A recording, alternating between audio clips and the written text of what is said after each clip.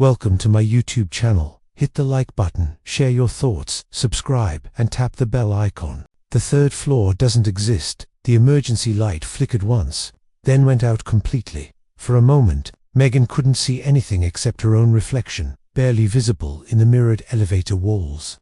Her breath came fast and shallow. She hit the door open button again and again, but nothing happened. The panel was dead. No hum of movement, no light, just silence. Then came the noise, not mechanical, not electrical, but human. A low, ragged breathing just behind her. Megan froze. She turned her head slowly, every inch of her skin crawling. But the elevator was empty. Just her, or ... it should have been. She turned back to the doors. Thump. Something hit the ceiling of the elevator, not above the elevator.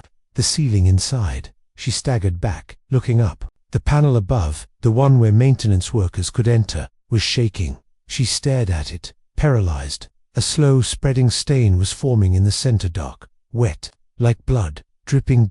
And then the elevator moved. Not up, not down, sideways. Megan screamed. The walls began to tremble slightly, not like the normal rumble of cables or gears, but something different, alive. The mirrored surface on the back wall rippled like water. Her reflection didn't copy her scream. It just stood there, smiling. She hit the emergency stop. The intercom slammed her fists against the door. The elevator didn't care. It jerked, then stopped. The panel flickered weakly to life. The digital screen flashed. 3 that made no sense. The building only had 2 floors. Then, with a soft ding, the doors slid open. A hallway stretched before her, dimly lit, painted with some kind of off-white that had rotted into yellow-gray. The air smelled like mildew, copper, ... and old flowers. Funeral flowers. She didn't want to step out, but staying inside the elevator felt worse. Something wet dropped onto her shoulder from the ceiling. She bolted. The hallway was longer than it should have been. Her footsteps echoed too loudly, like she wasn't alone. Every door she passed was numbered 3A, 3B, 3C, but scratched out and rewritten by hand, like someone didn't want her to know which one was which. Then she heard it again. Breathing. She turned and saw no one, but the lights behind her began to shut off, one by one. Click, click, click. She ran. One door at the end was open just slightly, her only option. She pushed it open, stumbling inside. It was a small, old apartment, dust covering every surface. A single chair in the middle of the living room faced an old TV, and on the screen it was her. Live, standing in the elevator. But the version on the screen wasn't moving. It was just staring straight ahead, eyes wide, mouth slowly opening. A whisper came from behind the TV. She shouldn't have taken the third ride. Megan backed up, heart pounding. Who said that? Then the voice came again, this time from inside the TV. You died already, remember? 3 days earlier, she had moved into the Roswell Heights apartment complex after her divorce. Clean, cheap, with a slightly old-school charm. The kind of place that made you overlook the squeaky floorboards and flickering hallway lights. The front desk clerk, Miss Harrow, had been oddly specific when she handed Megan the elevator keycard. Only go up once a day. The second ride is free. The third is final. Megan had laughed, thinking it was some quirky old lady humor. Final as in Ms. Harrow hadn't smiled. Just don't. The first ride was normal. Groaning, cables, slow doors, a faint musty smell. The second one, a week later, had stopped between floors for 10 minutes and showed the wrong floor numbers. But that was easily chalked up to old tech. But today, her third time taking the elevator, she had been heading down for groceries. And now she was here. Wherever here was. In the apartment. Megan stepped forward. The floor creaked. The lights above her flickered violently, like they were angry she hadn't left. She noticed photos on the walls. Blurry, black and white, but unmistakable. Photos of her. In some, she was smiling. In others, she looked afraid. In the last one, she was asleep. No, not asleep. Dead. Eyes half open. A dark mark around her neck. Same clothes she was wearing now. No, she whispered. This isn't real. It's not. Behind her the TV flicked again. Her image was gone, replaced by a message, typed out letter by letter. Welcome to floor 3. You live here now. She turned to run, but the door was gone. Just wall. Seamless, smooth wall. She pounded on it, sobbing, screaming, until she heard something move behind her. Slow footsteps dragging across the wood floor. Megan turned. A woman stood in the hallway that now led from the kitchen, wearing the same clothes Megan wore, the same hair, the same face, but her skin was bloated, pale, like something pulled from water. "Please," Megan begged, "let me out. I'm not supposed to be here." The woman smiled and said in her voice, "You rode 3 times. You are me now." And then she charged. Back in the real world, Roswell Heights. Lobby 2. 10 minutes later, the elevator doors opened. Empty. Ms. Harrow watched from the desk. Her eyes were tired, sad. She made a small mark in the old logbook next to Megan's name. "Third ride taken then," she whispered to herself. "Another one claimed. But at least ... it wasn't the twins this time." Behind her, the security camera feed flickered. On the screen, in the elevator briefly, was Megan's reflection, smiling but not at the camera, at something behind it. The voice beneath the floor, "It's just an elevator." Connor whispered, more to himself than anyone else. A paper grocery bag dug into his fingers as he stepped inside the lift at Roswell Heights. 2nd floor, nothing fancy, clean halls, quiet neighbors, a good deal after the job layoff. Too good, maybe. The doors shut. He pressed 2. The elevator didn't move. Instead, the lights dimmed slightly. The groan of the old system hummed behind the walls, but nothing happened. Connor sighed and muttered, "Come on." Not again. The panel flickered, then buzzed. A voice crackled through the speaker, above the floor buttons, faint, female, and trembling. "Help me, please. Don't let her find me again. ...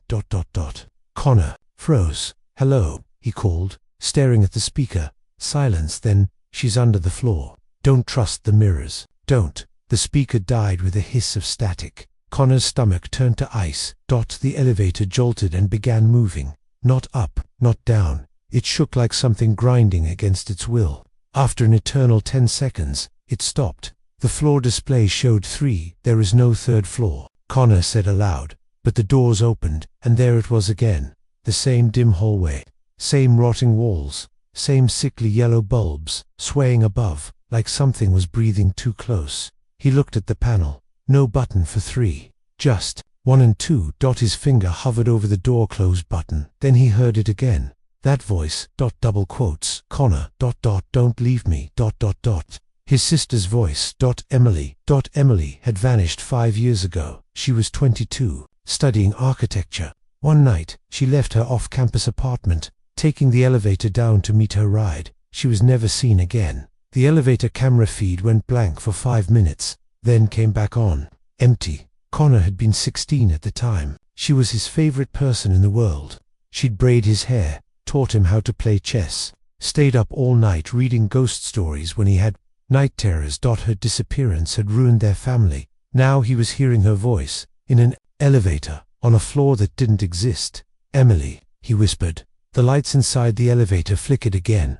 Slowly, reluctantly, Connor stepped out. The hallway was wrong. It felt stretched, as if each step took him somewhere else. The floor seemed to breathe beneath his shoes. And then, faintly, he heard crying.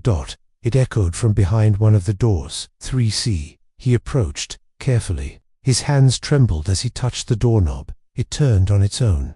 The door creaked open. Darkness. Inside a hallway, leading deeper. Faint sobbing at the far end. "Emily." He stepped in. The door slammed shut behind him. The inside of the apartment was massive, far too large for a single unit. The hallway led to room after room after room. Each one had something off about it. A room filled with nothing but identical drawings of an open elevator. Kitchen where all the silverware was nailed to the walls. A nursery with dozens of broken baby monitors playing static. But it was the 4th room that made Connor stop. It was her bedroom, exactly how he remembered it from their childhood home. Pink walls, glow-in-the-dark stars. Her old stuffed rabbit on the bed, missing an eye, and on the bed, ... a girl. Her back was to him. Long dark hair, shaking shoulders. He stepped closer. "Emily." She turned.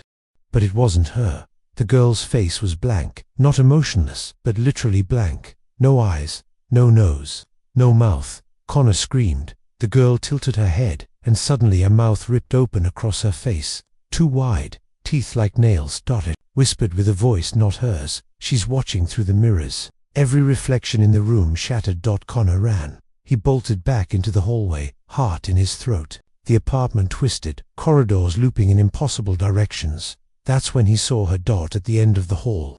A silhouette, same height as Emily, hands shaking. Her voice was soft. Connor, please, I can't stay here. You have to help me leave. It was her voice. It had to be. He ran to her. When he reached her, she turned. Her face was clearer now. It was Emily, older, thinner, her eyes sunken, like someone who hadn't slept in years. She touched his hand. You shouldn't have come. Now she knows you're here. Who? He asked, swallowing hard. Emily pointed at the floor, and then he heard it, scratching. From beneath the wood, like nails, no claws, dozens of them, circling. Emily pulled him down a side hall. The elevator's a trap. But the mirrors, she's trapped in them. Avoid your reflection. Don't let her in. Connor nodded, panting. How do I get out? Emily stopped in front of a full-length mirror covered with a black cloth. This one leads to your floor. But only one of us can go. His blood ran cold. No, I'm not leaving you. She smiled, sad and tired. You already left me once. Before he could speak, the lights went out. The scratching turned into pounding. Something was breaking through the floor. Emily screamed, pushing him toward the mirror. Go. Connor hesitated, then pulled the cloth away and jumped. Lobby Roswell Heightsy fell forward, crashing onto the cold tile. The lights were harsh and normal again. He gasped, reaching behind him. No mirror, no Emily, just the elevator doors closing. He scrambled to his feet and ran to the desk. Ms. Harrow didn't look surprised. Third floor, she asked. Connor nodded. It's real, she's trapped there. My sister, Emily. Ms. Harrow's face changed, her eyes watered. Emily Lee, 5 years ago. Yes, he choked. She's alive. Something like alive. You knew. Ms. Harrow opened the old logbook, page after page of names marked with symbols. I can't stop it. No one can. The elevator chooses. Connor slammed his hands down. Then let me back in. I'll get her out. Ms. Harrow just shook her head. No one gets a fourth ride. That night, Connor's apartment, 2:12 a.m. He couldn't sleep. He stared at the mirror in the hallway, wrapped in a towel now. Then the towel slipped. The mirror was dark, but in it, behind him, Emily. She pressed her hand to the glass, eyes hollow, mouthing one word, help. He ran to the mirror. His reflection blinkered, but he hadn't. It smiled, and then whispered in his own voice, she's not your sister anymore. What the mirror showed her. The moment Ellie stepped into Roswell Heights, she felt something heavy press against her chest, like the air itself didn't want her there. She hadn't even unpacked her suitcase yet. All she had was the folded obituary. In her hand, Connor Lee, age 21, accidental fall down elevator shaft. But she knew her brother hadn't fallen. He was terrified of elevators, and he had left her one final voicemail. 2 days before his death. Ellie, something's wrong with this place. The elevator, it's not just a machine. I saw Emily, she's still here. Emily, their older sister. Missing 5 years now, declared dead, buried in an empty coffin. And now Connor was gone too. No, not gone, taken. The elevator stood in the center of the building like a mouth, silent, shut, waiting. Ellie stepped in slowly, holding her phone tight. She hid too, just like the front desk lady told her when she handed over the keys with a strangely tense smile. The woman, Ms. Harrow, had said, don't use the elevator more than once a day, dear. Strange power fluctuations. Lies. She was hiding something. As the doors slid shut, Ellie noticed something scratched lightly into the panel below the buttons. Don't ride 3 times. The second floor hallway was cold. Too cold. Her apartment, to be, was at the end. Inside, it smelled like Connor's citrus body spray, old books, peppermint gum, but nothing looked out of place.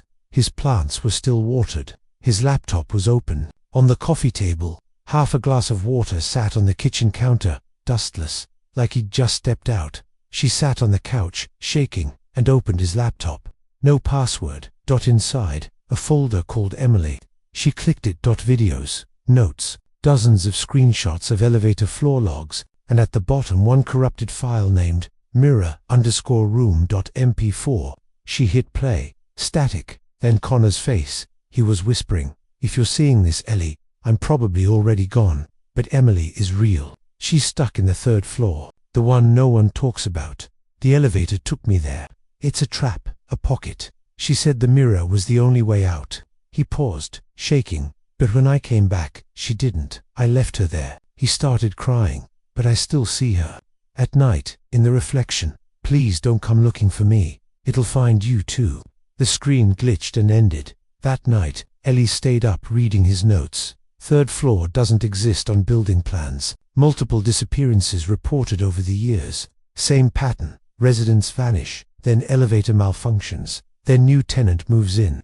At the very bottom of the page, one line sent chills down her spine. Emily's voice came from the floor. 2:31 a.m. The lights flickered. Ellie looked up. The mirror in the hallway shimmered. She stepped toward it, barefoot. Her reflection looked normal until it blinked. With two sets of eyes, she jumped back. The reflection didn't. It stepped forward, pressed its hand to the glass. Its lips moved silently, mouthing her name. She turned away, and the lights in the apartment died. In the dark, she heard it. Ellie, it's me.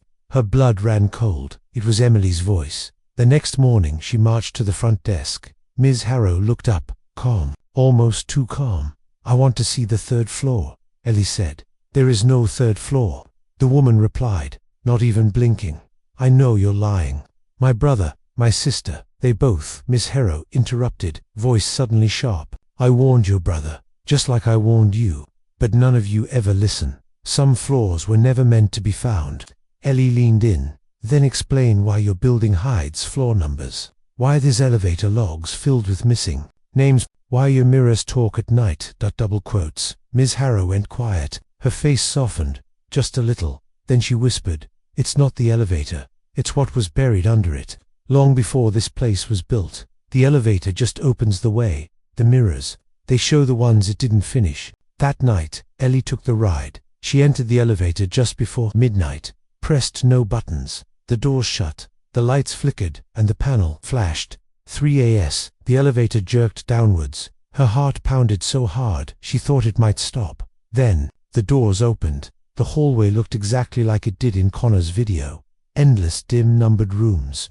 All marked 3C, scratched and rewritten like they couldn't hold their identity. She stepped forward. Behind her, the elevator vanished. Literally gone. Only wall. She followed the hallway. One of the doors opened on its own. Inside, a long candlelit room. In the center, a large mirror, covered by a black cloth. She stepped closer. The candles pulsed like they were breathing. Something whispered from the shadows. Say her name. And she come. Ellie stared into the cloth, hands trembling. Then, slowly, she pulled it away. In the mirror, a foggy room. Not her reflection. A different place. Emily was there, sitting on the floor, crying, clutching her knees. Ellie, gasped Emily. Emily looked up, her eyes wide, hollow, tired. Ellie, how no, you shouldn't be here. I came for you, Ellie said. I'm getting you out. Emily shook her head. No one gets out. The mirror shows you only if it wants something.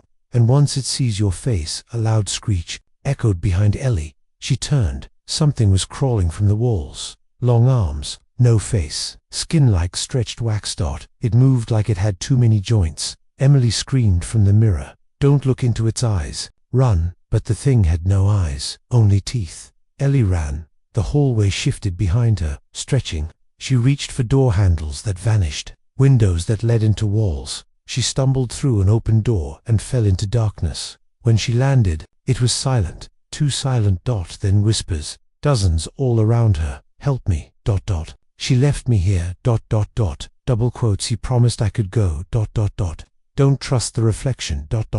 She spun. Shadows circled her until a single voice pierced them all. Ellie. She looked up. Emily stood there, but something was off. She wasn't crying, wasn't scared. She was smiling. Didn't Connor tell you? She said, stepping closer. Ellie backed up. Tell me what? That I never wanted to leave. Her smile widened, eyes going black. He offered me his way out, and I took it. The candles blew out. Everything went black.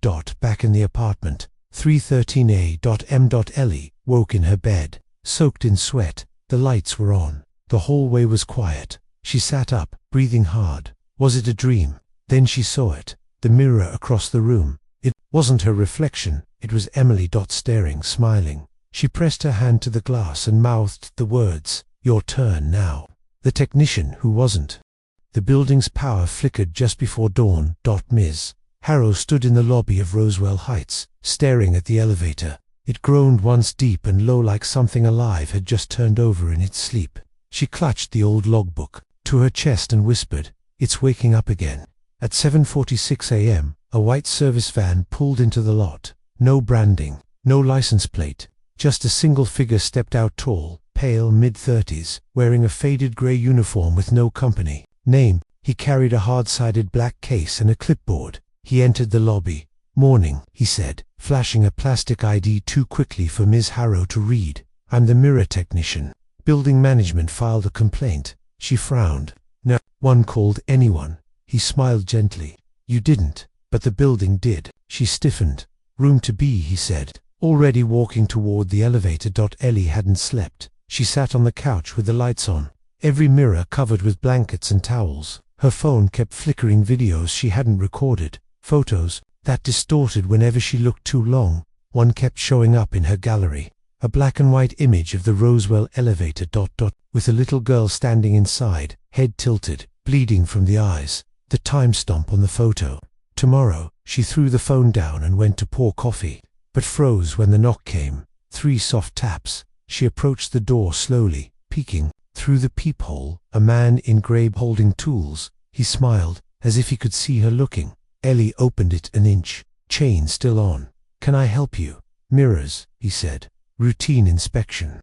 "I didn't call anyone." He shrugged. "Sometimes they call us." He leaned in, face to calm. "The mirrors, when they're too full." She didn't want to let him in, but part of her part already fraying after losing 2 siblings needed answers. She unlocked the door. The man walked inside, eyes scanning the apartment. No small talk, no clipboard checking, just slow, focused movements. He stopped near the hallway mirror. "That one's close," he murmured. "Close to what?" Ellie asked. He knelt and opened his case. It wasn't filled with tools. It was filled with salt, old photographs, a strip of black velvet, and a small curved knife with symbols etched into the handle. "What is this?" she demanded. He placed the black velvet over the mirror, then looked at her.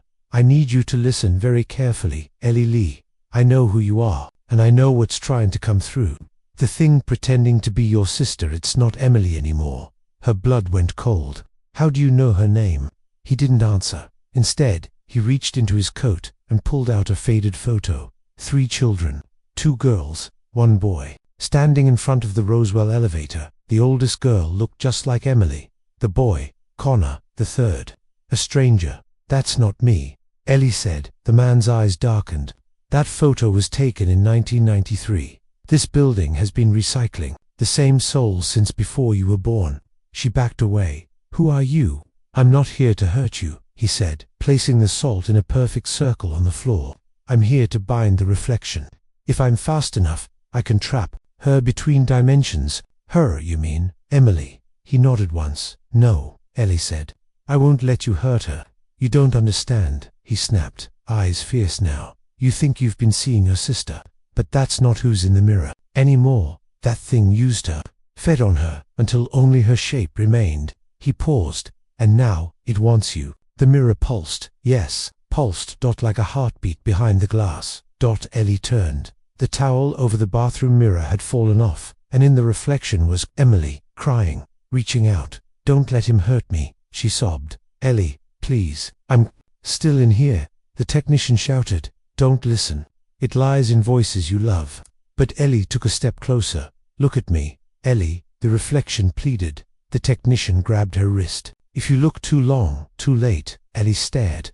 The mirror surface rippled like water. Emily's hand touched Ellie's, and then they switched. From Ellie's perspective, the real Ellie, she was yanked, pulled backward through the mirror, like being sucked into a whirlpool, screaming, kicking, her lungs filled with freezing air as she dropped into a room of shadows and whispers. She stood, gasping. Around her, mirrors floated mid-air, showing different versions of herself. One smiling with blood in her teeth, one standing over Connor's body, one missing her eyes. She screamed and backed into the darkness, and then she heard it. Footsteps, not hers, Emily, or what was left of her.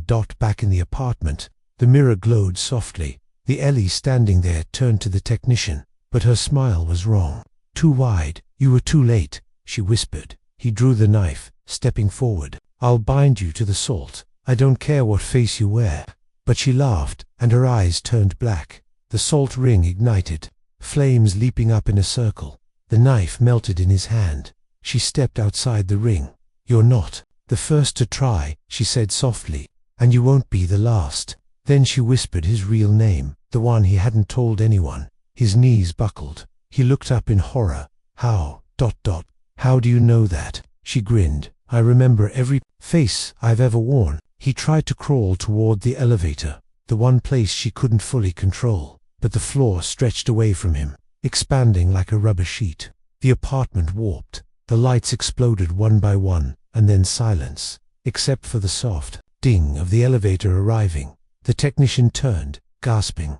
The doors slid open, and inside was him staring back. Same uniform, same face, except the version inside the elevator was smiling and holding a knife. Down in the mirror, Melly stumbled through the maze of shifting rooms. Each wall was made of mirrors, each showing nightmares, wrapped in memories. She saw her mother's funeral on repeat, Connor falling backward into an elevator shaft again and again, Emily, locked in a dark room, screaming silently. Her fingers bled from scratching at the mirror walls. She heard Emily's voice again, this time, close, whispers in her ear. "Why did you leave me, Ellie?" "I didn't," Ellie whispered. "I came back for you." The voice hissed, "Liar," and from the dark mirror beside her, a figure burst through. Emily. Half her face was beautiful, the other half bone, rot, and rage. They fought. Ellie ran, dodged, screamed. Every time she found a reflection, another Emily stepped through. They were multiplying, all wearing her face, all taunting her. One pinned her down. Another whispered, "You should have left like Connor. He traded his place. But you're going to stay forever." Ellie wept. "I'm sorry, I was too late. I didn't know." The mirror realm trembled. Something else was waking, something bigger. Even the false Emilys froze, looking up in terror. Then a blinding light, and a hand reached in. Real, warm, pulling Ellie up. Back in the apartment, the mirror shattered outward as Ellie collapsed onto the carpet, covered in blood and black soot. Her chest heaved by Ms. Harrow stood over her, eyes filled with sorrow and terror. In her shaking hand was the technician's melted knife. Behind her, the man lay unconscious or dead. It was hard to tell. Ms. Harrow whispered, "I was wrong. You weren't like the others. You came back with the truth." Ellie looked up weakly. "Emily's still in there." Ms. Harrow's voice cracked. "No, she's part of it now." Then she handed Ellie something, a faded key, carved with the number 3. "You want to finish it? End this for good?" Ellie nodded slowly, and Ms. Harrow whispered, "Then take the final ride." The final descent. Ellie stood at the mouth of the elevator, the faded key marked 3 clenched in her fist. The hallway behind her was quiet, too quiet. Ms. Harrow was gone. So was the mirror technician. The apartment door had vanished. The building felt hollow, like all the other rooms had exhaled and left her behind. It was time. The elevator doors were already open, waiting. Inside, no buttons worked, except the old rusted keyhole beneath the floor panel, a slot no one noticed before. Ellie knelt, heart pounding, and inserted the key. Click. The lights above her buzzed and died, then glowed red. The doors closed, and the elevator began to move, but not up, not down, inward. She felt it, not just movement, but pressure, as if she were being pulled into the building's spine, past concrete, past time. There were no floors flashing on the panel now, just a countdown. 1, -2, -3. The walls around her began to change, losing their mirrored finish, becoming ancient. Stone, the scent of rotting flowers, mildew, and candle smoke filled the air. A memory surfaced, Emily whispering, "It was never about the elevator. It was about what it connects." Sting. The doors slid open. She stepped out into total darkness. Then torches lit by themselves. One by one, along the walls of a narrow stone corridor. Etched into the walls were symbols, spirals, eyes, and mirrors. Split in half. The deeper she walked, the louder the whispering became. Not loud, not screaming, but constant. Voices layered on voices, all around her. Some were begging, some were laughing, some were hers. The corridor ended at an enormous stone archway. Carved across the top, Only the reflected may pass. A mirror stood in the center, cracked, covered in grime, but still reflecting her barely. She stepped toward it. Her reflection stepped backward. It shook its head. "No," Ellie whispered. The reflection opened its mouth, mimicked her voice. "You're not strong enough." Ellie placed her palm against the glass. "I have to be." The mirror shattered, and the archway opened. Beyond it, a massive underground chamber. Thousands of old mirrors, broken and whole, lined the walls, and in the center, an altar. Bound to it, twitching, whispering, was a creature wearing Emily's skin, but it wasn't her. Not anymore. Ellie gasped. Its voice was several at once. "Male, female, child, beast, you came for her, and now you'll stay for us." The figure on the altar jerked and looked up, eyes that weren't Emily's, but they remembered being her. "Ellie," it moaned, in the softest voice. "You're not her," Ellie said, stepping forward, heart breaking. "You're what was left after they fed on her soul." It hissed, laughing. She gave herself freely, a trade, for love. But love always costs. The shadows stirred. Figures emerged, reflections with missing mouths, open wounds, glass growing from their limbs. All of them had once been people. Now they were part of it. The mirror hive. "You want to end the curse," the altar creature crooned. "Then you must become the door." Ellie's legs weakened. "What do you mean?" "You break the chain by locking it from the inside." The mirrors pulsed around her, and suddenly she saw them. Connor, lying motionless in the reflection of the elevator wall. Ms. Harrow, weeping silently into a page she couldn't tear out. The technician, bound in glass, his eyes stitched shut. Emily, long ago, standing before the same altar, whispering, "Take me instead." And then she understood. The curse was old, ancient, built on grief, on the willingness to give yourself away to save someone else. That's what the mirror wanted. Love, sacrifice, and reflection. Someone must stay. The creature hissed, smiling. Emily's smile. Someone must remember.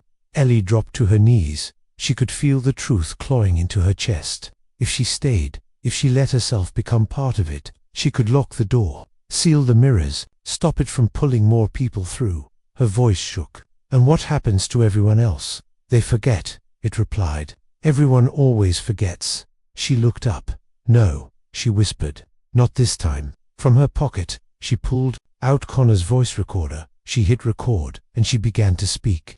"My name is Ellie Lee. I am standing beneath Roswell Heights. This place feeds on grief, on memory, on mirrors. My sister Emily tried to stop it, and was consumed.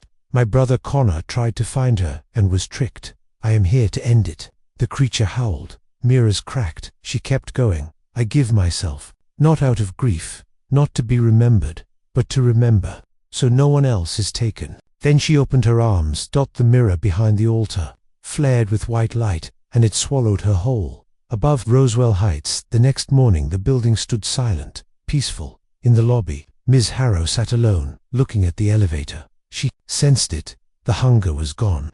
The floor count was back to 1 and 2. She exhaled shakily. A knock came at the door. A deliveryman, ordinary, clueless, holding a small package. "This for someone named Ellie Lee." She took it. Inside, a recorder. One final message. Ellie's voice. "If you're hearing this, the curse has been broken. There's no more third floor, no more voices behind mirrors. I stayed so others could leave. But if you ever hear someone whisper your name in the reflection, don't answer, just walk away." The face behind the mirror. 3 months later, Roswell Heights looked normal again. No missing residents, no strange noises, no elevator malfunctions, no whispers. The hallway lights had been replaced. The elevator got a fresh coat of steel polish. The second floor had been leased out completely. Even the old super had finally retired, handing the keys over to a young new manager named Cam. Everything felt clean, bright, but not everyone forgot. Some things linger in the bones of buildings. Enter Grace and Dylan, young couple, first apartment, moving into 2B. "Wow," Grace said, looking around. "Big living room, and so cheap." "Too cheap," Dylan muttered, staring at the spotless walls, but they signed anyway. They were shown no third floor, heard no rumors, saw nothing unusual. Until the mirror cracked. It was the hallway mirror, just one long hairline fracture, like a spiderweb across the corner. Grace noticed it on the second night. That wasn't there before. Dylan shrugged. Maybe stress from the wall shift. Old building, she nodded. But that night, the crack had spread, just a little, and the mirror seemed ... deeper. Day. For Grace started hearing things at night, in the elevator. The voice came only between floors, soft, gentle, familiar. Don't let it out again. Day 6. Dylan was brushing his teeth when the reflection behind him blinked. He turned. No one. He leaned closer. Then the lights flickered, and in the mirror, his reflection smiled, even though he wasn't. The crack had grown. Now it split the mirror nearly in half. That night, he covered it with an old towel. Day 7. They received a letter slid under their door. No postage. No name. Old parchment paper. On it, a message. The one who stayed has faded. The lock is weak. The door remembers. Grace stared at it, hands shaking. Door. Dylan whispered. They both turned to look at the mirror. The towel had fallen. There, in the cracked surface, a shadow stood behind them, just barely out of view. That night, Grace had the dream. She was riding the elevator. Alone. The floor numbers blinked. 1, 2, 3, -1, -2, -3. Then the doors opened, and someone was standing there. Ellie. Or something pretending to be. Her face was carved with deep lines, her eyes black pits. She whispered, "It's slipping. I can't hold it. Don't let them speak your name." Then hands, hundreds, reached out from the walls and pulled Grace inside. She woke up screaming. The next morning, Dylan had vanished. His shoes were still at the door. Phone in his pocket. Keys on the counter. But he was gone.